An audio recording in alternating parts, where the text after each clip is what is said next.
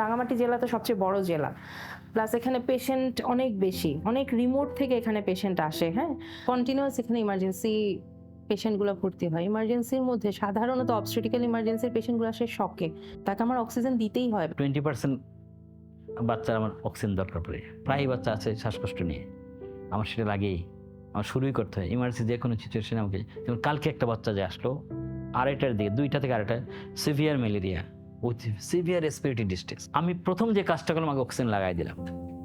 এবং বললাম না, yesterday patient was gasping about to die, today the patient is sitting and he is taking milk orally.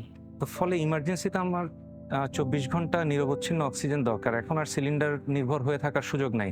এবং oxygen যে কি জরুরি বিষয়, সেটা আজ থেকে কয়েক বছর আগে করোনায় আমাদেরকে শিখিয়ে দিয়ে গেছে। আমার হাজব্যান্ড অনেক খারাপ হয়ে গেছিল, তখন মানে অক্সিজেন স্যাচুরেশনটা কমে গেছিল, 95-92 এরকম আপ ডাউন করছিল আর কি স্যাচুরেশনটা।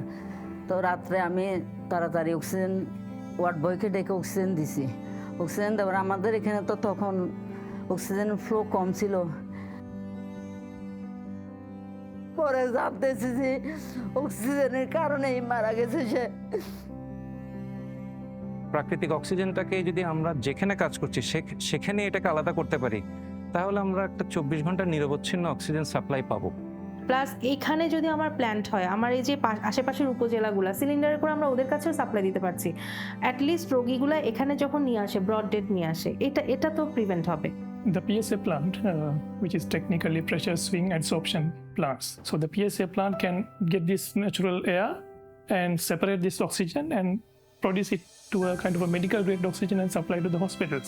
As implementation agency, UNOPS, and with the help of all the stakeholders who are actually Ministry of Health and Family Welfare and also the Directorate General of Health Services, DGHS.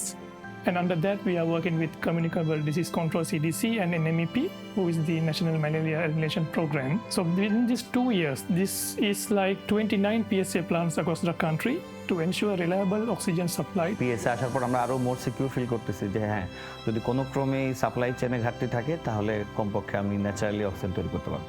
So once these plants are put into operation, so there won't be any scarcity of oxygen. That is our target. তো আমার মনে হয় যে এখন থেকে যদি প্রিপারেশনটা নেই, তাহলে করোনা কিংবা যে কোনো ইনফেকশন ডিজিজ এরকম যদি কোনো ঢেউ যদি আসে, পাহাড়ে হোক সমতলে হোক যেখানে হোক না কেন, তাহলে আমরা কিন্তু সহজেই এটা মোকাবেলা করতে পারবো। আমি ইউএনঅপসকে ধন্যবাদ জানাই যে এরকম একটা চমৎকার একটা প্ল্যান্ট আমাদেরকে তৈরি করে দেওয়ার জন্য।